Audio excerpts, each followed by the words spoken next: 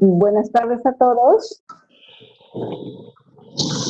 Podemos esperar un par de minutos para completar con algunos participantes, porque tenemos en la lista cerca de 40 y yo veo 24. 2 minutos más y comenzamos.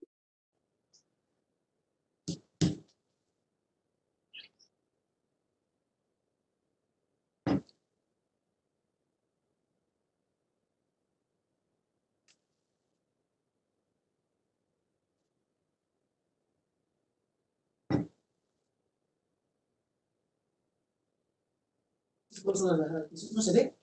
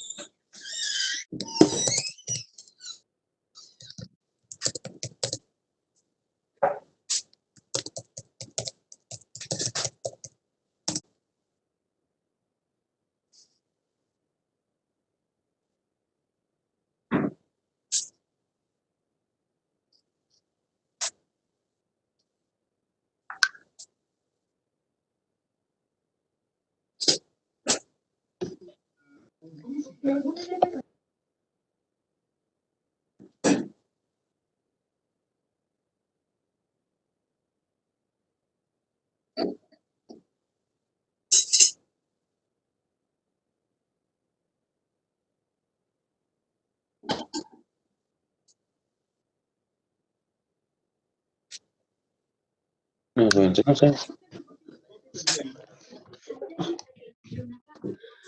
Pero dice.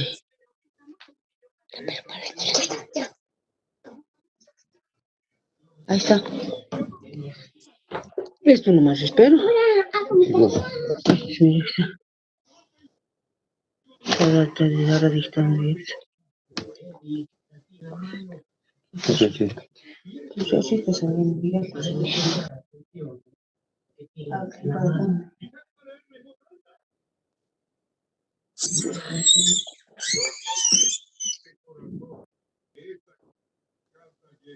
En silencio.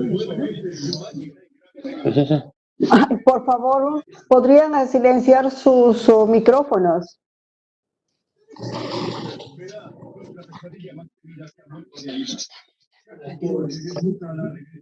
Ajá.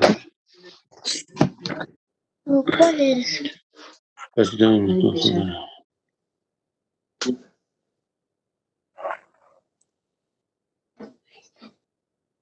Sí, buenas tardes. ¿Me escuchan, por favor? Sí, buenas tardes. Bueno, buenas tardes. Vamos a dar inicio, por favor, a las personas que tienen el micrófono. Pero no sé si me escuchan allá. ¿Cómo puedo para que me escuchen? ¿No se escucha?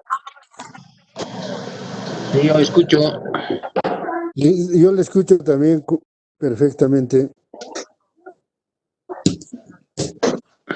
Algo tiene el micrófono de su computador. Luego ya entro aquí ahí.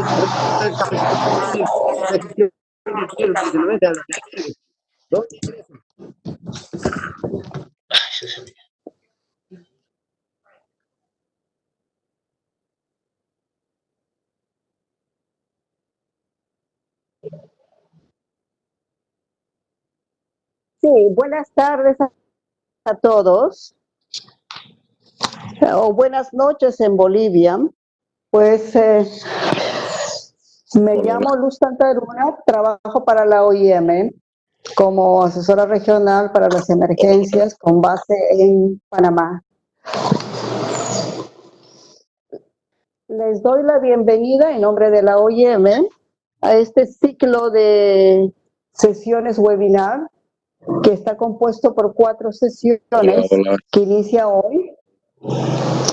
Sí, por favor, ¿podría poner en mute su micrófono? Ok, muchas gracias. Como les decía, las sesiones están como, no, el seminario webinar está compuesto por 4 sesiones. La primera que inicia hoy y cada sesión tendrá una duración de 60 minutos. En este periodo vamos a tratar de pasar los mensajes claves, digamos, ¿no? Y si queda algún tiempo, vamos a hacer todo el esfuerzo para que se respondan un par de preguntas. El resto de las preguntas les agradecería que por chat registren todas las preguntas, que después los vamos a agrupar y los vamos a responder en una página y se las vamos a compartir con todos los participantes. Por eso es muy importante que tengamos sus contactos.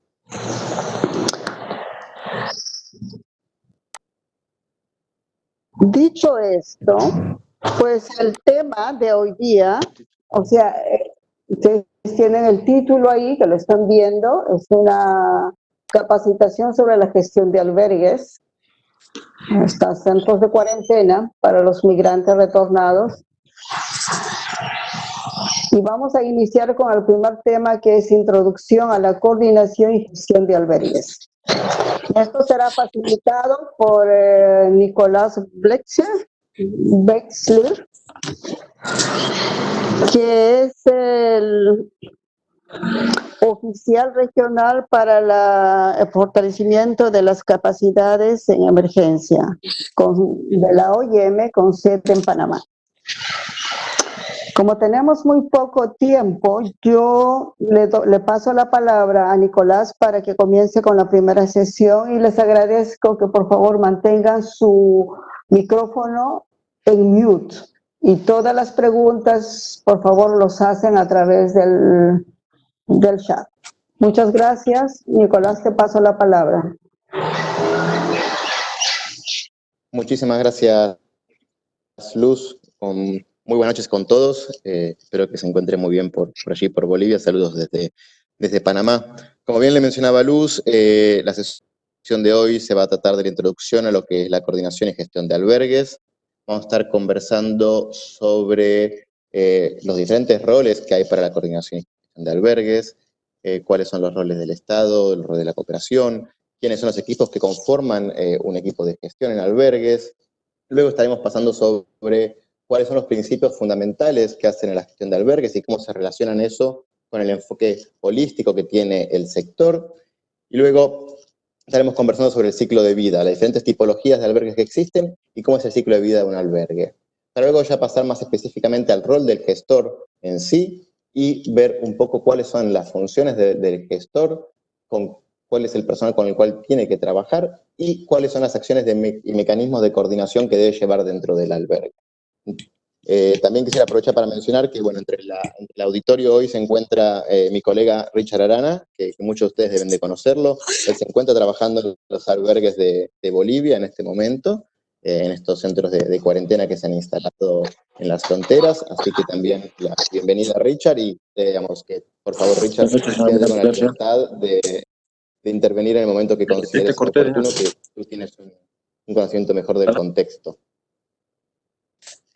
Entonces, dando continuidad a nuestra presentación del día de hoy, empezaremos dando los roles y responsabilidades del sector. El sector es CCM, como es su sigla, hay que grabar. Camp Coordination, responde... Colegas, si pueden poner en mute los micrófonos, por favor, les agradecería. Tal vez con grabador estoy grabando. Bueno, como les decía, Con celular estoy sí. El sector que es CCM, Camp Management and Camp Coordination, digamos, su nombre no le hace mucho, ¿cómo se llama? No le hace mucho honor porque al final no es solamente campamento, sino que son muchos otros sectores. Y tiene tres roles principales: el rol de la administración, el rol de la gestión y el rol de la coordinación. Y entre estos tres roles principales, los logros del grupo sectorial se dan cuando estos se coordinan de forma efectiva. De los roles de la administración es una función indelegable del Estado. Digamos, es una función que solo el Estado Nacional puede tomar. Bien, dentro de las actividades de la administración, por ejemplo, está la apertura y cierre de los albergues. La única entidad que puede definir la apertura o cierre de un albergue es el Estado. Bien, en cambio, en el rol de la coordinación es una función que puede ser delegada, que en muchos casos, en muchas situaciones de desastre natural, es delegada hacia organismos de la cooperación internacional. que básicamente lo que busca es establecer el espacio humanitario para poder brindar asistencia y protección en los albergues, entre varios albergues, y garantizar que los servicios que se brindan sean equitativos en todos los mismos albergues. Bien. Y por último, el rol de la gestión, el rol que más nos compete hoy a nosotros, el rol que es aquella persona que está en el albergue, que se encarga de la provisión de servicios y asistencia dentro del albergue. Si pueden, por favor, poner en mute los micrófonos, se los agradecería. Dentro de la gestión de los albergues, tenemos diferentes actores. Bien. Primero, tenemos la Autoridad Nacional, como decíamos, con su rol de administración, que es la responsable por la definición de apertura, cierre de los albergues, de población, procesos de soluciones duraderas. Bien, son los que van a, digamos, guiar la gestión de albergues en todo su proceso. Que es, digamos, este rol también puede a veces darse desde los gobiernos locales, según cómo sean los mecanismos de coordinación de cada uno de los países. A veces hay emergencias que afectan específicamente a una localidad y la localidad decide la apertura o cierre de los albergues y toma este rol de administración. Es una entidad del Estado. Bien. Y luego tenemos el rol de coordinación que decíamos, que en este rol es donde se nuclean todos los diferentes proveedores de servicios y organizaciones que trabajan en la gestión de los albergues. Bien, ya sea en la gestión de las agencias de Naciones Unidas, la sociedad civil, Fuerzas Armadas, Fuerzas de Seguridad, ONGs, empresas privadas. Todos los actores que tienen algún involucramiento en la gestión de un albergue entran dentro del marco de la coordinación. ¿Y para qué esta coordinación? Para que en varios albergues la calidad de provisión de servicios sea siempre la misma. Ahora, a nivel de un albergue como tal, está la agencia gestora, está la organización que va a gestar, que va a gestionar este espacio. Esto puede llegar a ser desde un organismo de la cooperación, bien, puede ser una entidad civil, puede ser el Estado, o en muchos casos inclusive se da que la gestión de los albergues se da por la misma población, son autogestionados por la población. Y dentro de esta gestión del albergue, tampoco es una acción que hace solamente una persona o una entidad, sino que es la coordinación entre varias entidades, los proveedores de servicios, los que van a proveer los servicios de agua y saneamiento, los que van a proveer la alimentación, los actores de protección que van a estar trabajando sobre ese albergue para garantizar el cumplimiento de derechos, bien, y así también la comunidad de acogida, la comunidad en la cual está inserto este albergue, y la comunidad albergada en sí. Es importante que a nivel de gestión de un albergue haya representatividad de la comunidad. Los albergues no se gestionan solamente desde los actores que están proveyendo la asistencia, sino también desde la comunidad. Esta debe estar involucrada. ¿Cómo la involucramos? Normalmente la involucramos a través de comités. Pueden ser comités para agua y saneamiento, comités de mujeres para poder entender la representatividad de las mujeres y ser parte de los procesos de toma de decisiones, comités de jóvenes, comités de alimentación, tantos así comités como que sean necesarios para garantizar una buena gestión, sobre todo para darle representatividad a la población, mantenernos acontables a la población a la que tenemos que atender. Entonces, como principal mensaje de esto, ¿qué es? Que la gestión de albergues se da en la asociación entre los actores. Es decir, todos los actores que involucran son esenciales para proveer protección y asistencia. No es una acción única y definida de un solo actor, no es una acción única y definida solamente del gestor, sino que de todos los actores que gestionan. Por eso muchas veces vamos a escuchar que se habla de comités de gestión. Y como les decía, desde el sector tenemos un enfoque holístico. Bien, yo les vengo hablando de asistencia, les vengo hablando de protección. Bien, estos son básicamente los dos pilares de nuestro albergue. Estos pilares establecen los servicios que se van a proveer en el caso de la asistencia y en el caso de la protección, cómo mitigar aquellos riesgos asociados a protección, cómo reducir los riesgos de violencia basada en género, cómo generar espacios de participación en los cuales haya representatividad y evite la discriminación. Bien, esos son un poco los dos pilares fundamentales de la gestión de albergues. Pero estos pilares se sustentan en algo. Se sustentan primero en los marcos legales y normas mínimas. Tenemos normas mínimas que establecen cómo se debe gestionar un albergue. Esto lo vamos a estar viendo seguro en nuestra próxima sesión del día 17, si no me equivoco. Hay normas mínimas que establecen estándares, que dicen cómo se garantiza que haya una condición de vida digna de las personas. Las normas mínimas, en definitiva, lo que son una expresión del derecho. Entonces, nosotros tenemos que buscar cumplir esas normas mínimas para garantizar el cumplimiento de los derechos de las personas que están albergadas. Y estas normas mínimas que fueron acordadas a nivel internacional también se sustentan en los marcos legales nacionales. Bien, ya sea para los casos de desastres naturales o hay marcos también legales internacionales, como es en el caso de refugiados y demás. Bien, pero aún así tenemos otra base fundamental, y lo que les decía antes. En el proceso de gestión, la participación de la comunidad. La comunidad debe estar involucrada en todos los procesos, tiene que tener representación y tienen que tener la capacidad de toma de decisiones y empoderarse sobre la gestión del albergue. Y esto también lo vamos a estar conversando en nuestra última sesión cuando hablemos de participación comunitaria. Entonces, nuestras bases y nuestros pilares construyen lo que es nuestro techo de la gestión de albergues, que básicamente lo que busca es fortalecer los equipos de gestión, ¿no? Y reducir los riesgos de violencia basada en género, mejorar las comunicaciones interpersonales y proveer un proceso de gestión de información para una coordinación efectiva. Ahora, todo esto que estamos hablando, toda la gestión de un albergue, se basa en ciertos principios, siempre esos principios humanitarios y códigos de conducta. Bien, principalmente tenemos 4 principios humanitarios. Bien, primero, el principio de humanidad. ¿Cuál es el objetivo principal de la agencia que se encuentra gestionando el albergue y de todos los actores que estén involucrados en ello? Tiene que ser el salvar vidas, prevenir y aliviar el sufrimiento humano. Ese es el principal objetivo de esto. Y nuestras acciones siempre tienen que estar direccionadas hacia ello. Bien. Por lo siguiente tenemos la independencia. El accionar humanitario no debe sufrir ningún tipo de interferencia política, ideológica, económica o militar. ¿Qué quiere decir esto? Es decir, nosotros no somos parte de ninguna de las partes que puedan estar beligerantes. Nosotros vamos a siempre responder a la población en base a sus necesidades. Bien. Luego la neutralidad. Bien. Como decimos, no tomamos partidos. Si hubiesen diferencias de facciones en nuestro albergue, digamos, que una comunidad tiene una preferencia sobre otra, lo que sea, nosotros como gestores de albergues no debemos tomar partidos. Y por último, la imparcialidad. Bien. Que básicamente nosotros asistimos a todo el mundo en base a sus necesidades. No hacemos ningún tipo de diferenciación o discriminación por nacionalidad, origen étnico, religioso, clase política, opinión. No se hacen diferenciaciones. Siempre la asistencia se basa en la necesidad de la población. Estos 4 principios enmarcan la acción humanitaria en general y tienen que ser siempre utilizados y ser consultados ante cualquier acción que vamos a llevar adelante en el albergue, garantizando que todas las intervenciones que hagamos respeten estos cuatro principios.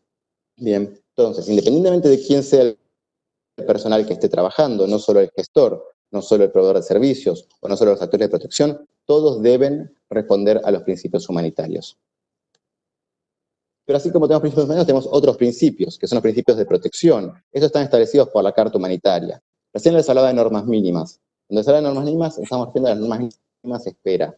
Son las normas que guían la respuesta humanitaria para garantizar condiciones de vida dignas y seguras. Bien. Y dentro de estas normas esperas se construye una Carta Humanitaria que establece estos principios. Primero, el principio de no hacer daño. ¿Qué quiere decir esto? Que todo el accionar que nosotros llevemos adelante no debe generar un mayor daño a la población. Es decir, si nosotros vamos a poner un ejemplo, proveer alimentación, vamos a entregar arroz a la gente para que cocine y la comunidad de acogida produce arroz, no vamos a importar arroz, vamos a comprar a las comunidades de acogida, porque si importamos arroz, seguramente el valor del mercado del arroz se va a caer. Lo mismo en el tema de la gestión de albergues. Si nosotros vamos a instalar un albergue en una zona por ahí que es un bosque y hay para eso desmontar el bosque, posiblemente vamos a generar un daño sobre los medios de subsistencia de la población. Bien. Lo que hablamos antes, la imparcialidad, digamos que vamos a asistir a las personas en base a sus necesidades, sobre todo la protección a la vida, digamos, y contra la violencia, ¿no? Y asistir a la exigibilidad de derechos. ¿Qué quiere decir esto? Cuando una persona es desplazada, sea por motivo que fuera, tiene una vulneración de sus derechos. Bien, entonces frente a esa vulneración de derechos es responsabilidad del gestor de albergues de apoyarlos y acompañarlos para su exigibilidad de derechos, para que los derechos de las personas se cumplan. Bien. Entonces, esto, como les decía, básicamente lo que buscamos es evitar la exposición de personas a daños adicionales, que sean resultado de nuestro accionar, asegurar el acceso de las personas a la ayuda imparcial, proteger a las personas de daños físicos, psíquicos causados por la violencia y la coerción, y asistirles a reclamar sus derechos, ¿no? Acceso a la remediación y a la recuperación del abuso. Esto está relacionado con el tema del desplazamiento de la población. Y estos 2 factores principales que estamos hablando hace un rato atienden a lo que es el código de conducta. Bien. La suma de los principios humanitarios, estos 4 principios que tienen que guiar la acción humanitaria en todo su sentido, más los principios de protección, bien, la suma de estos 2 nos lleva a lo que es el código de conducta. Bien, el código de conducta es a la final una expresión ética y moral sobre cómo debemos proveer asistencia. ¿Y por qué queremos tener un código de conducta? Primero, para reducir el abuso de poder. Segundo, los tipos de abuso que pueden existir. Reducir los riesgos de discriminación. el uso apropiado de los medios de comunicación y la tecnología, bien, garantizar los derechos y responsabilidades de todas las personas, bien, en el albergue y de la población que está albergada, bien, construir vías de denuncia seguras, confidenciales y claras para las personas, y tener establecidos sanciones y procedimientos disciplinarios en caso de que haya que apelar a ellos. Entonces, como les decía, es fundamental que toda la población de nuestro albergue cumpla con los principios humanitarios, los principios de protección y que exista un código de conducta establecido en el albergue, ya sea para el gestor, ya sea para los proveedores de servicios, ya sea para los otros actores varios que puedan llegar a estar trabajando. Bien. Lo que tiene que buscar es básicamente escribir un estándar ético, bien, el compromiso y responsabilización por el comportamiento de las personas. Básicamente lo que hace el código de conducta es responsabilizarnos a nosotros mismos sobre nuestro comportamiento, reafirmar la relevancia y la aplicación del derecho internacional humanitario, bien, y aliviar el sufrimiento humano. La asistencia humanitaria siempre debe ser prestada en base a las necesidades. Esto, como decíamos, está enmarcado en nuestro principal principio humanitario, el principio de humanidad. Bien, luego de esto, vamos a pasar ya mucho más a los temas técnicos de la gestión de albergues. Bien, yo creo que algunos estuvieron hoy en la presentación de la mañana que se hizo abierta al público. Los albergues se pueden encontrar en diferentes tipologías. Digamos. Nosotros usamos hoy en día la palabra albergue para englobar diferentes tipologías de albergues, que son las diferentes soluciones que la población puede encontrar para responder a una condición de desplazamiento. Bien. Tenemos desde el sector, desde el CCM, hablamos de dos intenciones diferentes de la población. Una, aquella población que decide alojarse fuera de los albergues, que decide ir a las familias de acogida, a viviendas de alquiler, y que busca una forma de solucionar su necesidad de refugio de una forma diferente, que no quita que no deja de ser población que sigue requiriendo una necesidad de asistencia. Por otro lado, tenemos la población que elige los albergues como una solución, bien, que esto es una solución temporal, bien, y estos tipos de albergues existen diferentes tipologías. Primero, los campamentos planificados, es cuando nosotros sabemos que vamos a montar un albergue, lo instalamos previamente, ponemos todos los servicios a disposición, hay un diseño, hay un mapa de actores que va a estar trabajando en el mismo, y la población llega una vez que el campamento ya está instalado. Luego, campamentos espontáneos. Frente a desastres naturales o conflictos, muchas veces la población debe salir de forma rauda de sus lugares, y esto hace que se instalen en sitios de forma espontánea, llevando adelante el hecho de que no... Si pueden poner en mute los micrófonos, por favor. Bueno, yo creo que la población se instale en espacios que no están preparados para alojar a la población. Luego tenemos los centros de tránsito, que son espacios que generalmente se ponen cuando la población...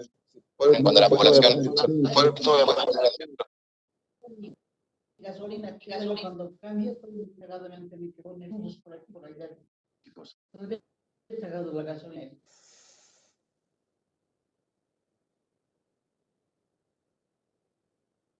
Perdón, disculpen la interrupción.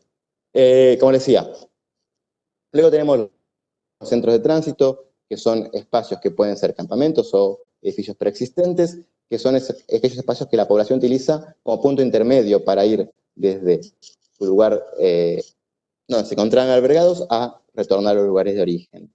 Y luego tenemos los que son centros colectivos, que son infraestructuras preexistentes donde la población se aloja, ya puede ser que estén utilizando edificios comunales, que estén utilizando edificios o hoteles que estaban abandonados o depósitos y que han sido adaptados y acondicionados para alojar población, o muchas veces, en muchos casos, sucede también que se utilizan las escuelas, algo que por supuesto se desaconseja porque la idea es que nuestro albergue, sea con la tipología que sea, no afecte de manera directa a la población de acogida. Luego tenemos los centros de evacuación que pueden darse en diferentes tipologías, pero que básicamente su característica particular es la duración de tiempo de estos tipos de alojamiento. Los centros de evacuación tienen una corta duración. Y por último, los centros de recepción, que justamente, puede ser muy parecido al contexto actual, que son aquellos puntos donde los migrantes que vienen llegando desde diferentes sitios eligen para pasar el tiempo hasta que puedan dirigirse a sus lugares de origen. Y eso tenemos el ciclo de vida de los alojamientos temporales. Bien. Cualquier de esta tipología de alojamientos que hemos hablado hasta hace un rato tiene diferentes tipos, diferentes fases. Bien. Primero, instalación y apertura de un albergue, luego el cuidado de mantenimiento y por último el cierre.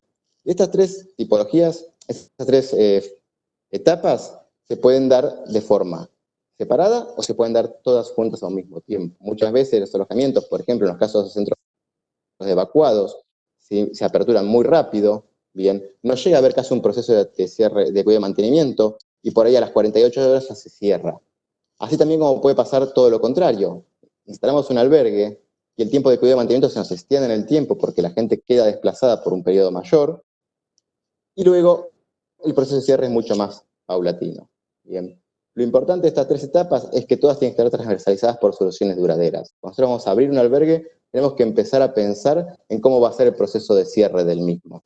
Bien, y cuáles son las soluciones que la población va a obtener para no tener que retornar. Bien. Como les decía, desde el sector lo que nosotros abogamos es que porque el uso de albergues para aislamiento o cuarentena sea un último recurso. Bien. ¿Por qué? Porque ya el hecho de los albergues traen aparejado un montón de problemas y riesgos de protección. Entonces, consideramos que hay que buscar siempre alternativas, todas las alternativas posibles, antes de instalar albergues. Bien. Pero en el caso de que exista necesidad de instalar albergues y debamos instalarlos, bien, tenemos ciertas actividades que deben ser consideradas al momento de la instalación. Primero, en el caso del COVID-19, identificar las actividades esenciales del albergue. Digamos, si yo les estuviera hablando de lo que es gestión de albergues en general, hay una cantidad innumerable de actividades que hay que realizar, inclusive con temas de participación de la comunidad, que en el caso del COVID-19, por el tema de los distanciamientos sociales, no se puede mantener. Entonces, para el caso de la instalación y apertura de albergues para aislamiento o cuarentena, solo se tendrán que proveer las asistencias las actividades esenciales del albergue, ya sea la alimentación, los servicios higiénicos, bien, toda actividad que no sea esencial o que no sea considerada fundamental, se debe cancelar, para evitar generar riesgos de contagio. Bien. Luego, identificar una estructura o un terreno que sea adecuado para instalar este albergue. Bien, en aquel que se puedan garantizar las medidas de prevención de control de infecciones. ¿Qué quiere decir esto? Quiere decir que básicamente tenemos que encontrar un espacio en el cual se puedan establecer áreas de screening para poder, digamos, llevar un monitoreo de las personas al ingreso, que puedan haber inclusive zonas de aislamiento en caso de que detectemos casos positivos, que puedan haber inclusive corredores diferenciados, si la estructura lo permite o el espacio lo permite, para que la población que va a asistir a la gente albergada pueda entrar y que la población que está aislada no tenga contacto con el resto. Digamos, es importante que se puedan tomar ciertas adaptaciones. Otras acciones fundamentales es el registro de la población que está albergada, y en este caso debemos incrementar nuestro registro de población, donde normalmente tenemos el nombre de las familias o los datos de género y demás. Hay que incrementarlo las condiciones médicas. Sabemos que hay grupos específicos de factores de riesgo dentro del marco del COVID, por lo cual debemos incrementar nuestro registro tomando en cuenta ello y tratar de establecer a las familias de riesgo en las zonas más seguras y más alejadas de otros grupos de la población. Alejadas de otra población no quiere decir alejadas de los servicios, ¿no? Aquellas personas más vulnerables y con condiciones médicas preexistentes tienen que estar más cerca de los servicios, pero a su vez tienen que tratar de evitar que estén en contacto con otros grupos poblacionales.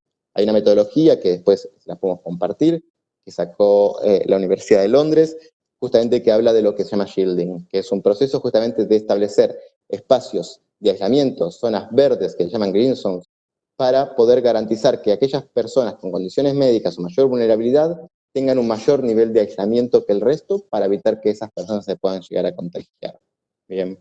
Bueno, esto como ya les decía, de identificar espacios de aislamiento alternativos, incluso si tuviese que ser fuera del alojamiento, teniendo en cuenta que si vamos a tener que tener un espacio de alojamiento alternativo fuera, hay que garantizar mantener los contactos familiares con aquellos miembros de la familia que queden dentro del albergue, ¿no? Luego, seleccionar y capacitar al personal, y en este sentido hay que capacitarlo no solo en la gestión del albergue, sino en cómo gestionar casos potenciales de COVID, cómo es la definición de la enfermedad, cómo identificarlos, a dónde hay que referenciarlos y cuáles son las medidas de protección personal que debe tomar el personal que se encuentre trabajando en el albergue. Bien. Establecer un equipo de control de brotes. Bien. Particularmente, normalmente, cuando se gestiona un albergue, los actores que trabajan en el diseño y la planificación del mismo son los actores que se encargan de vivienda, el gestor del albergue en sí, los actores de agua y saneamiento. En este caso, hay un rol fundamental, que es el rol del actor de salud. sectores de salud deben estar presentes en toda la fase de planificación de nuestro albergue. Ellos nos van a poder indicar si estamos adaptando las medidas adecuadas o no para reducir los riesgos de contagio. Esto que les comentaba antes, ¿no? Los riesgos, las medidas de prevención y control de la infección, lo que en inglés es IPC. Bien. Y por último, hay que planificar obviamente una estrategia de salida y cierre del albergue desde el inicio. Independientemente de que sabemos que son centros de cuarentena, no quita que asumimos que la gente luego va a continuar su retorno hacia sus lugares de origen, o que una vez que pase su cuarentena va a poder salir, no quita el hecho que haya población que de repente no tenga los medios para volver a su lugar de origen, o que no pueda, digamos, o que la persona que lo iba a recibir originalmente no pueda ya recibirlo y demás. Entonces es importante que todo este tipo de perfiles y diferentes situaciones sean tenidas en cuenta al momento de la planificación del albergue y se piensen en soluciones específicas para brindarle a todos los grupos poblacionales. Luego tenemos la fase de cuidado-mantenimiento, que les decía que esta es una fase que normalmente es la que más se estira dentro del ciclo de vida de un albergue, la que más dura, bien. Y en este sentido hay que mantener las acciones de prevención y respuesta al COVID, ¿no? Durante todas las actividades del albergue, todas las acciones que vayamos a hacer deben tener, ante todo, frente a ellas la pregunta de la acción que voy a hacer, ¿incrementa o no incrementa el riesgo de contagio frente al COVID? Bien. Si yo voy a establecer un área de recreación, el área de recreación, ¿cómo debe estar establecida para reducir la cantidad de población en la misma? ¿Cómo puedo hacer para que haya un distanciamiento social? Digamos, si voy a establecer, por ejemplo, no sé, mesas de juego, si voy a demarcar la zona alrededor para decir, bueno, aquí puede estar el grupo familiar, pero, digamos, por fuera de esta zona, digamos, no debería haber más nadie. O establecer diferentes turnos para que la población pueda salir en turnos y reducir los grupos de riesgo. Y yo sé que divido la población en grupo A, B y C, sé que todo el grupo A sale siempre a X hora, el grupo B a otra hora, el grupo C a otra hora diferente, y con eso reduzco los riesgos de contagios. Si me contagia, se me contagia el grupo A y no el B y no el C. Y puedo generar un aislamiento de ese grupo específico. Bien. Hay que reforzar todos los servicios de agua y saneamiento, bien, el mantenimiento de las instalaciones. Esto es algo que es fundamental, inclusive si tenemos casos positivos, instalar servicios específicos para aquellos casos positivos que no sean compartidos con el resto de la población. Si bien no hay evidencia de que la enfermedad se transmita a través de heces o a través de la orina o demás, aún así creemos que todo lo que son servicios higiénicos, por ejemplo, es fundamental que sean servicios higiénicos diferenciados para aquellos casos sospechosos de COVID. Durante todo el proceso de cuidado y mantenimiento del albergue debe estar involucrada la población. La población debe saber por qué estamos haciendo y qué estamos haciendo. Bien, ellos tienen que poder participar y tomar decisiones. Por ejemplo, esto que les decía, para instalar las áreas verdes donde van a estar aquellos grupos más vulnerables, se debe tener en cuenta que la población acepte esa forma de asistencia, porque eso va a implicar obviamente una ruptura posiblemente de algunos núcleos familiares. Bien. Luego de ello, hay que definir un mecanismo de vigilancia epidemiológica, un sistema de alerta temprana comunitaria. Bien, la comunidad tiene que saber cómo identificar los síntomas, cómo referirnos a nosotros cuando hay una persona que tiene los síntomas, bien, y también tiene que saber qué es lo que va a suceder con esa persona que tiene los síntomas. ¿Por qué esto? Porque hay que evitar por todos los medios que la gente esté atemorizada frente a la enfermedad, porque si la gente está atemorizada, va a preferir no informarnos, no reportarnos, para evitar cualquier acción que vamos a tomar que ellos desconozcan que va a suceder, como por ejemplo el tema de la separación familiar. Bien. Es importante mantener una distribución de materiales educativos e informativos durante todo el ciclo de vida del albergue, desde el momento que las personas ingresan hasta el momento que salen, bien, adaptados en forma lingüística y culturalmente. Bien. Inclusive materiales para aquellas personas que no tienen los mismos niveles de alfabetización. Si el alojamiento permite el ingreso y salida de las personas, hay que mantener un monitoreo permanente de ese sector de ingresos y salidas. Y se deben llevar los chequeos de rutina de las personas que ingresan y salen del albergue cada vez que lo hacen. Bien. Luego hay que organizar y promocionar siempre la participación de la población albergada. Bien. La población tiene que contar con mecanismos donde ellos puedan informar a nosotros sobre sus necesidades, bien, y que nosotros podamos trabajar en el mejoramiento de nuestro albergue y devolverles a ellos información sobre qué hemos hecho con lo que ellos han propuesto. Bien. Y por último, coordinar la provisión de servicios, ¿no? Y prepararse para un potencial aislamiento del albergue. En caso de que tuviéramos un albergue donde se nos excede el caso de positivos de COVID, posiblemente ese albergue ya tenga que convertirse a una situación mucho más de salud que de gestión de albergues en sí. Entonces es importante que frente a esa situación estemos preparados para que el albergue pueda tener que ser aislado y reducir ahí sí al nivel mínimo de los servicios. Y eso debe estar planificado.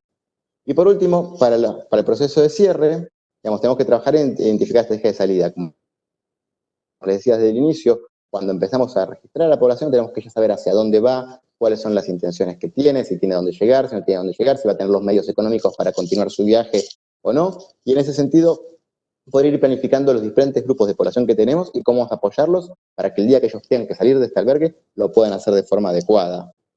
Bien, consultar a la población sobre ellos y permitirles la toma de decisiones informadas. Ellos deben saber cuáles son las soluciones que vamos a proveerles, cuáles son los medios de transporte o cuáles son las diferentes opciones que van a tener un momento que hayan cumplido su cuarentena y cómo van a poder ellos acceder a lo mismo.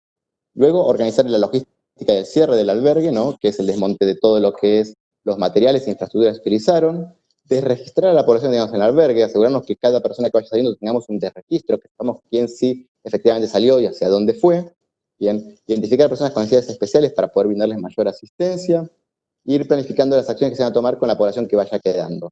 Siempre, aún queramos prever todo, vamos a tener poblaciones remanentes y tenemos que tener pensado planes de contingencia para ello. Y luego, bueno, por supuesto, el cierre de convenios con contratos que puedan existir dentro del albergue y los procesos de remediación ambiental que requieran si esto fue montado como un campamento. Entonces, como cierre de esto, digamos, para el grupo sectorial de CCCM, para lo que es la coordinación, administración y gestión de albergues, el principal logro es mejorar las condiciones de vida durante el desplazamiento, buscar soluciones duraderas para poner fin a la vida en los asentamientos y organizar un cierre y salidas progresivas. Bien, hay que asegurar que el acceso a los asentamientos y la provisión de los servicios y asegurar la asistencia y protección de las personas desplazadas. Bien, luego, pasando directamente al rol del gestor de un albergue. Bien, aquella persona que está gestionando el albergue tiene la responsabilidad de la coordinación y los servicios de asistencia dentro de ese albergue específico, ya sea un campamento, un centro colectivo, un centro de tránsito, un centro de evacuados. Bien, el gestor del albergue es el responsable de garantizar que todos los servicios y la protección dentro del albergue sea brindada de forma adecuada y que la población que se encuentra albergada tenga la posibilidad de participar en los procesos de toma de decisión. De las acciones claves que debe llevar adelante el gestor del albergue, como primero, y ya lo habíamos mencionado en nuestro inicio, seleccionar y entrenar al personal que va a trabajar en el albergue. Mantener un monitoreo permanente de la provisión de servicios y la protección en el albergue y que sea todo de forma igualitaria. Bien. Apoyar el funcionamiento de los mecanismos y rutas de referenciación para abordar incidentes de protección. Bien. Así como la referenciación a las autoridades competentes. Asegurarse que las agencias de protección se encuentren presentes en los alojamientos. Luego, coordinar y monitorear la provisión de asistencia y los servicios de protección. Establecer mecanismos de representación comunitaria y participación de la población del alojamiento. Y garantizar el mantenimiento de la infraestructura de alojamiento temporal. Y como les decía, por último, pero no menos importante, divulgar información a la población y garantizar procesos de participación de la población en el albergue. Pero, como decíamos, la gestión del albergue no es una acción de un solo actor, tiene que ser un equipo de gestión. Entonces, es importante tener un gestor de albergue que al final funciona como punto focal para colectar toda la información de los diferentes proveedores de servicios y de la comunidad para informar a los proveedores de servicios sobre las necesidades, pero no alcanza. Eso tiene que estar también relacionado con los gobiernos locales, bien, para que asegurarse que tampoco estemos sobrecargando los servicios o las necesidades de la comunidad acogida, o que nuestro albergue esté brindando unas condiciones muy por encima de las condiciones de la población de acogida, porque eso puede generar tensiones. Bien, involucrar a todos los proveedores de servicios, todos los servicios son parte de este equipo de gestión, digamos, tienen que trabajar todos de forma mancomunada. Los representantes de la población desplazada, no nos vamos a cansar de mencionarlo, que la población que se encuentra en el albergue tiene que ser también consultada durante todos los procesos. Bien, representantes de la población de acogida, es importante que las comunidades de acogida conozcan sobre la instalación del albergue, los servicios que se proveen, la población que va a estar y la duración del mismo. Todo esto con la intención de reducir cualquier tipo de tensión que pueda existir. Bien. Y por último, las actividades ambientales y actores de gestión de residuos para evitar la degradación del medio ambiente por por motivos del albergue. Y como muy importante, en este caso en particular, los representantes del Ministerio de Salud Pública y la autoridad sanitaria. Como les decía desde el inicio, digamos, en este caso en particular, el proceso de gestión debe darse siempre con involucramiento total de los actores de salud. Perdón. Sí. Entonces, ¿qué es una gestión eficaz? Una gestión eficaz es igual a una coordinación eficaz. Bien. ¿Y qué tenemos que hacer para coordinar a lo interno de un albergue? Primero, compartir información. Poder colectar información desde la población, desde los proveedores de servicios, de los actores de protección, sobre cuáles son las necesidades que tiene la población albergada. Con esa información vamos a poder planificar de forma conjunta con nuestro equipo de gestión objetivos comunes y acordados para que podamos responder a las necesidades de esta población. Siempre nuestro objetivo principal va a ser garantizar la protección y proveer servicios a la población albergada.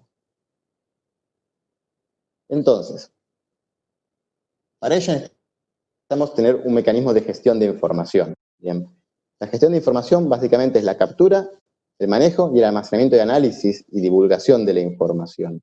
Bien. Este proceso no solo responde a los proveedores de servicios o a los actores que se encuentran trabajando en el albergue, también responde a poder mantener informada a la población sobre los avances y los progresos que hemos tenido en el albergue. Es decir, si la población se ha presentado quejas de que los servicios higiénicos no se encuentran en condiciones, nosotros hacemos un monitoreo de esos servicios higiénicos y vemos que hay que hacer planes de acción y mejoramiento. Lo comunicamos a los actores que trabajan en agua y saneamiento, hacen las acciones de reparación. Esa información luego tiene que volver a la comunidad albergada para informarle sobre la asistencia sobre las acciones que se han tomado en base a las necesidades de la población específica. Y esto tiene un ciclo, bien. Como bien les mencionaba, tenemos diferentes etapas, bien, que es primero, el análisis y recogida de la información, bien. Cuando es análisis y recogida, luego tenemos que ver qué significan estos datos, qué quieren decir la información que recogimos. Por eso hay que hacer un análisis de esta información, tratar de configurar con lo que tenemos una imagen más clara de las necesidades del albergue. Bien. Luego de esto, identificar de la información que hemos colectado, quién necesita información, quiénes son los actores que necesitan la información. Si hemos colectado información sobre quejas de, como decía antes, agua y saneamiento, o quejas sobre la alimentación, o sabemos que ha habido un incremento en los casos de diarrea en el albergue, esa es información que va a ser relevante para los actores de salud, relevante para los actores de alimentación, relevante para los actores de agua y saneamiento, porque puede darse por diferentes motivos. Puede darse por la alimentación, puede ser por el agua, puede ser por los servicios higiénicos. Y entonces, identificar quiénes tienen la información y poder transmitir esa información. Una vez transmitida la información, hay que realizar una planificación conjunta. Definir conjuntamente cómo vamos a hacer para solucionar aquellas brechas que hayan sido identificadas durante nuestro proceso de análisis y recogida y de la información. Luego identificar quiénes van a ejecutar estas acciones. Una vez identificamos la planificación, quiénes van a ser los actores específicos que se encargan de ejecutar esta acción. Como dijimos, esto es un trabajo de equipo, hay un montón de actores que están presentes, y tenemos que buscar quién es el actor más capacitado y especializado para poder responder a esa necesidad. Bien. Luego de ello viene nuevamente un proceso de evaluación, que es otra vez la recogida de datos, bien, para poder identificar si efectivamente las acciones que hemos tomado en base a las necesidades identificadas han tenido o no un impacto en el albergue y en la población, un impacto por supuesto positivo. ¿Por qué es importante entonces el monitoreo de los albergues? Para poder brindar una visión conjunta, bien, sobre la provisión de servicios hacia la población. Identificar sobre todo vacíos y solapamientos en la prestación de los servicios y garantizar el acceso a los mismos. Bien. Identificar los grupos y personas con necesidades específicas, bien, y vigilar cuestiones que pueden tener impacto en las prestaciones de servicios. Bien, en temas de seguridad, temas de violencia basada en género, o en este caso en particular, los riesgos, por ejemplo, de contagio, ¿no? O donde aquellas zonas donde las medidas de distanciamiento social no están siendo tomadas de forma adecuada. Entonces, y para cerrar y dejar un poco de tiempo para preguntas, la coordinación de albergues es una responsabilidad fundamental del gestor. Las acciones de coordinación deben ser llevadas adelante por el gestor y garantizar que todos los proveedores de servicios, actores que se encuentren involucrados, estén presentes en este proceso. Y el objetivo final es elevar los estándares, brindar mejores servicios, mejor asistencia en protección, reducir las brechas y proteger derechos de los albergados. Bien. La coordinación efectiva y la cooperación exitosa depende mucho de la participación de la población. Para que nosotros podamos efectivamente brindar una asistencia adecuada, necesitamos saber de la población cuáles son sus necesidades. Bien. Y por último, una conexión eficaz se basa principalmente en información multisectorial. Como venimos mencionando desde el inicio, las acciones de gestión del albergue no están solo determinadas al gestor. No es que decimos, bueno, el gestor es responsable del albergue y ya. La gestión del albergue responde a varios y múltiples actores. Entonces, es fundamental que la gestión del albergue esté llevada de forma multisectorial con la representación de todos los actores.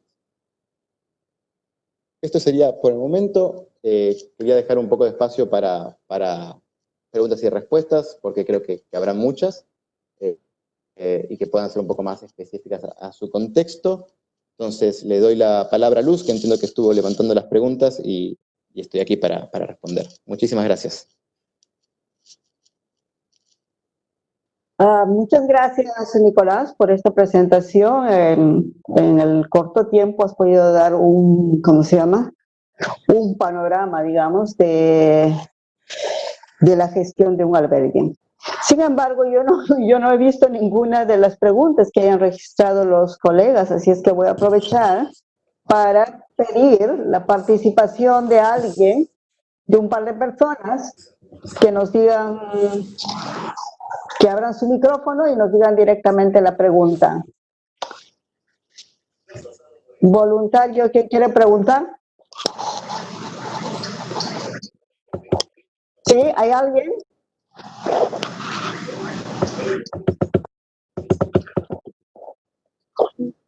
Pues no escucho a nadie. Bueno, si no hay preguntas, pues tal vez, Richard, tú quieres dar un pequeño, ejemplo o algo concreto de la gestión de albergues que vienen haciendo, muy concreto, muy pequeño, tal vez para complementar lo que ha sido expuesto. Así alguien se anima a hacer alguna pregunta adicional.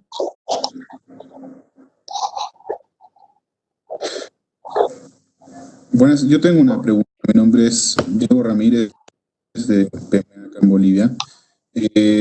Quisiera saber cuánto, evidentemente, el tiempo de un albergue, de existencia de un albergue, es relativo en caso a caso, ¿no? Pero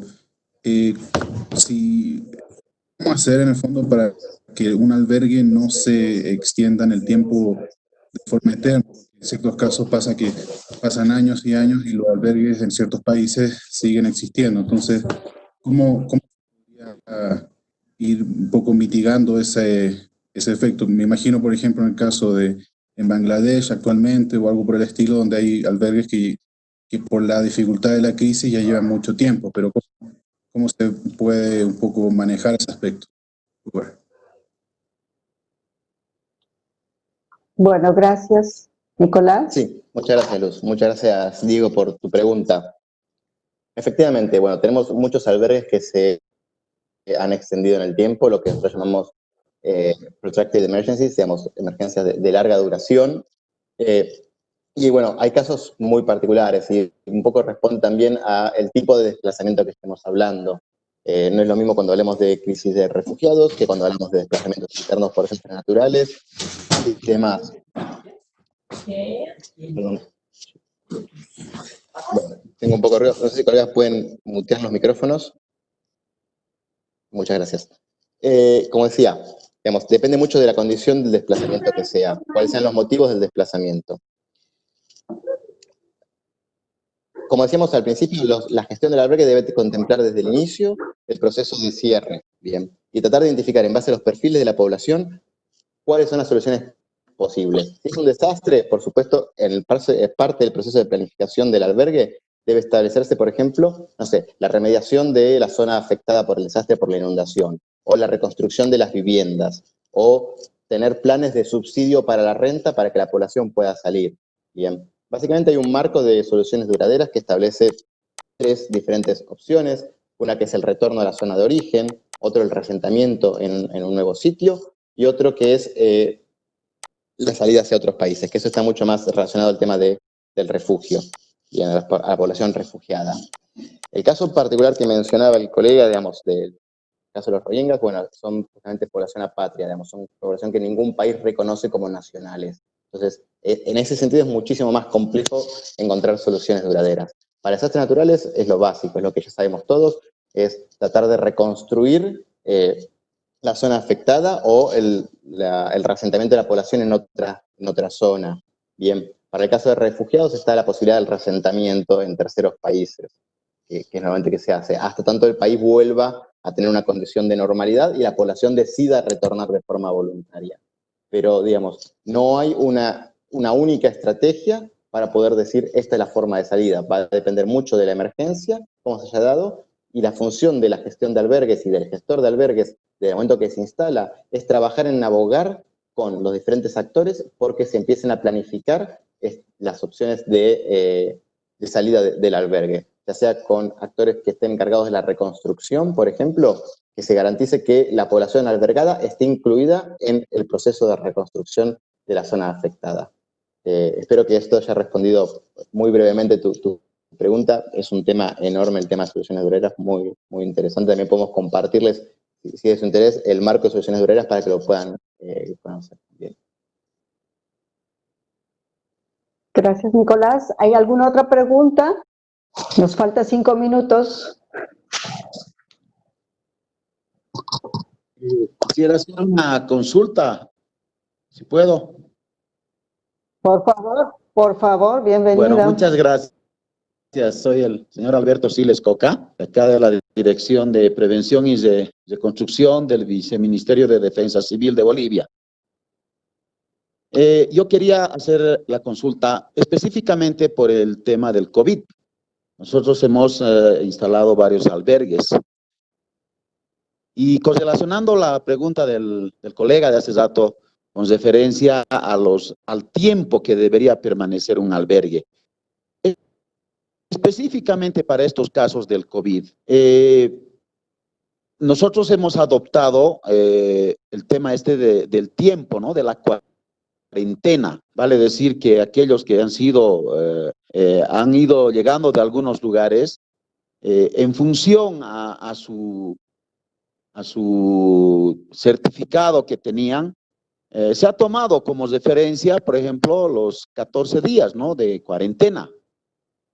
En estos casos, específicamente para esto del COVID, ¿es necesario solamente ese tiempo o se podría prolongar en el tiempo? ¿Y cuál sería el tiempo más adecuado para este tipo de albergues?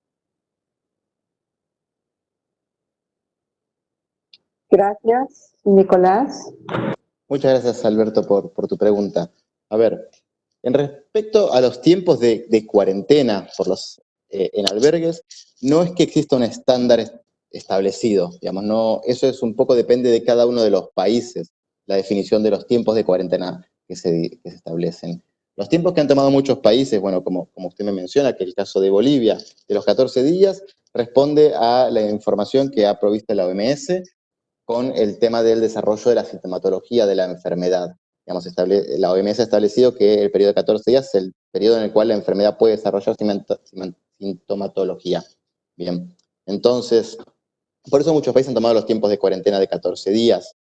No obstante, hay países que han tomado tiempos mucho más largos, como 30 días, o, por ejemplo, periodos de 20 y demás. Cada país ha definido un poco por sus propios medios cuáles son los tiempos.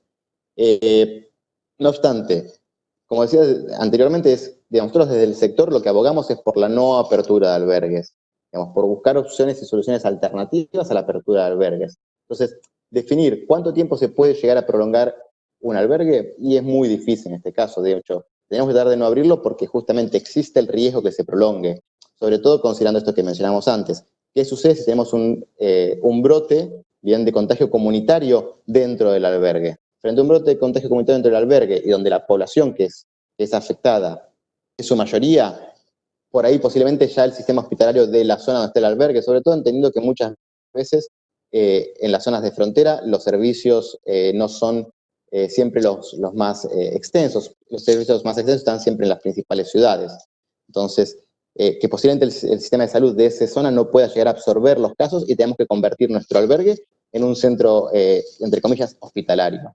y eso puede generar que la extensión sea hasta tanto salga el último paciente de ese espacio. Por eso es que hay que abogar por no aperturar albergues. Hay estrategias y alternativas que se pueden explorar, como es, por ejemplo, el aislamiento domiciliario. Bien, incluso hacer un seguimiento de la población que ingresa al país, el aislamiento domiciliario y la provisión de asistencia específica a la población en esos espacios. Como digo, siempre hay que abogar por no sean albergues, porque es esto.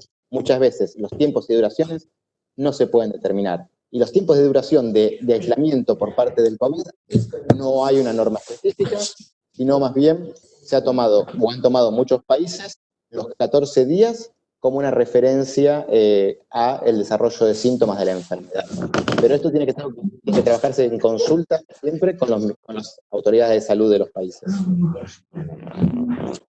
Gracias, Nicolás. Bueno, gracias, Nicolás. Hay una última pregunta. El señor Torrico levantó la mano, pues le doy la palabra. Gracias. ¿Se me escucha bien? Mi nombre Sí, es Ciali Torrico. Gracias. Yo tengo una consulta referente más al recurso humano, en realidad, de los albergues. Tengo aquí la referencia de lo que usted hablaba de los espacios. Talentos de las personas más con sus capacidades para poder realizar la gestión en los espacios. ¿Cuál es el principal perfil de esta persona? Gracias.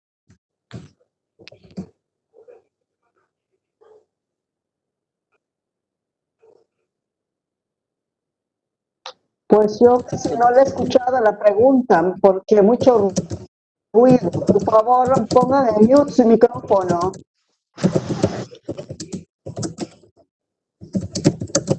Vuelvo a repetir Por favor, yo no le he escuchado muy bien la pregunta. Hay un ruido y estamos pidiendo poner en mute. Por favor, ¿podría repetirla?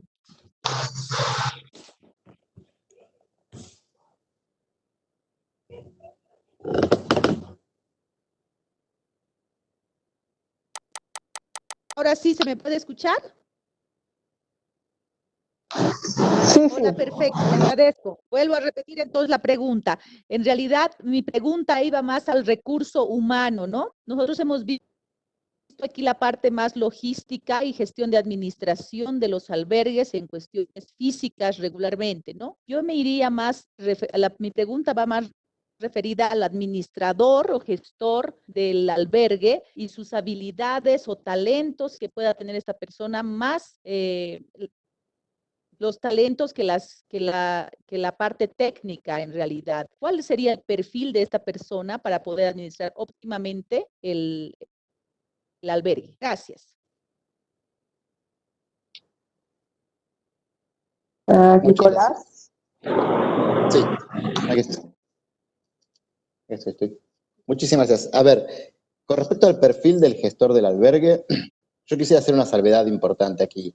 Digamos, si es que más allá del perfil del gestor en sí, lo importante es tener un equipo de gestión. Digamos, tiene que haber un trabajo multidisciplinario. Como decíamos, en los albergues tienen que haber varias acciones paralelas, que sea una, la provisión de servicios, ¿no? Alimentación, agua y saneamiento, distribuciones de artículos no alimentarios, etcétera. Tiene que haber acciones de protección, digamos, rutas de referenciación para casos de violencia basada en género, casos que puedan temas de participación de mujeres, temas de participación de niños y adolescentes. Digamos, hay un sinnúmero de acciones que hay que llevar adelante. Entonces, lo fundamental, más allá de quién es la persona gestora, es construir un comité de gestión, digamos.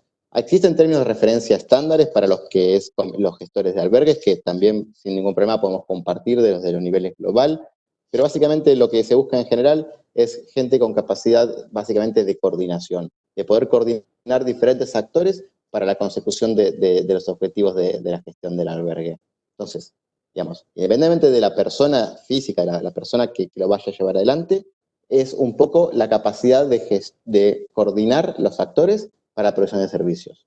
Entonces, sería muy inapropiado decirle esto tiene que ser un sociólogo o tiene que ser una persona de cierta profesión determinada, digamos, ya que yo le puedo mencionar gestores de albergues que son de diferentes ramas profesionales y que no responden específicamente a la gestión de albergues. No existe un trabajo de gestor de albergues. Tiene que ser una persona que sí, obviamente, tenga la capacidad, sobre todo, de coordinación, porque es un trabajo multisectorial. La gestión de albergues es un trabajo multisectorial. Siempre se habla de gestor de albergue y eso lleva a la confusión a pensar que hay una persona que tiene que encargarse de todos los procesos dentro del albergue, pero en realidad el gestor de albergue, y como lo habíamos puesto en unas diapositivas, decía punto focal, el gestor de albergue lo que hace básicamente es traer a todos los actores a la misma mesa para poder discutir sobre las necesidades identificadas y encontrar las mejores soluciones. Porque particularmente la gestión de albergues tiene una suerte de transversalidad entre un montón de otros servicios y tipos de asistencia que tienen que brindarse a la población. Espero que esto haya respondido un poco su pregunta. Bueno, Nicolás, hay aquí una última pregunta muy similar a la que hizo la participante anterior. Miguel nos pregunta, quisiera saber a quién referirme como gestor de albergue. Yo creo que con la explicación que acabaste de dar, podría ser responder a la pregunta que le hacía, ¿quién es el gestor recomendado? Pues espero que con la respuesta, con la explicación que dio Nicolás, y ya, está bien, ya está de acuerdo. Quedó respondida su pregunta. Bueno, sí. No, quería hacer una aclaración, digamos,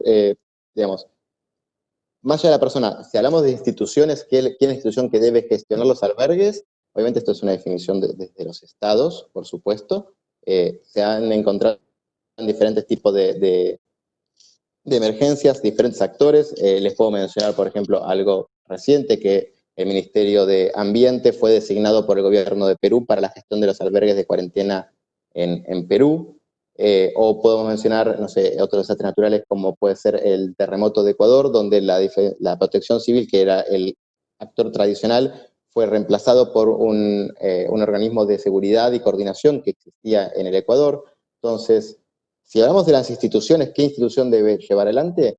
Yo creo que, bueno, siempre hay que priorizar aquellas instituciones que tienen el mandato tradicional, digamos, evitar estos cambios de último minuto de sacar. Las instituciones que tienen mandato tradicional sobre la gestión de albergues, porque son las que conocen los actores claves que trabajan en albergues. Si la pregunta va un poco más referida al tema del rol institucional, de quién debe tener el rol institucional, hay que priorizar a aquellos que han cumplido ese rol durante años. De todas maneras, normalmente se da la definición de también brindarle ese rol a aquellos que tienen el poder de decisión política para mancomunar los diferentes servicios que pueda brindarse, ¿no? Hasta ahí nomás. Bueno, Nicolás, tal vez solo para completar, si vamos en el marco de las Naciones Unidas, es el sistema que está organizado y que complementa, digamos, con el apoyo a los esfuerzos del gobierno. Entonces también en ese grupo designan a una agencia que podría ser la encargada de coordinar, digamos, ¿no? Todas estas acciones. Como dijo Nicolás, quisiéramos concluir de que la gestión no es una persona, no es una sola, sino es un conjunto, es un equipo, y sobre eso se debería de trabajar, ¿no? Para que de esa manera se dé esa respuesta multisectorial o esa respuesta que pueda responder a las necesidades y a la protección que requiere de varias acciones diferentes. Bueno, les agradezco mucho por su participación y las demás preguntas que quedan, pues los vamos a registrar y los vamos a responder por escrito. Solo me queda, pues en nombre de la OIM, darles las gracias por esta participación en esta sesión y les esperamos la próxima semana, el día 16, 17, 18, tenemos las 3 sesiones que será a la misma hora y que será fácil, colegas que ya ustedes conocen, que está en la invitación que hemos pasado. También tienen los links y bueno, muchas gracias y estaremos nuevamente reunidos el próximo 16 a las 7 de la noche. Agradecemos a Nicolás por esta facilitación y bueno, muchas gracias a todos los que han podido contribuir también con sus preguntas.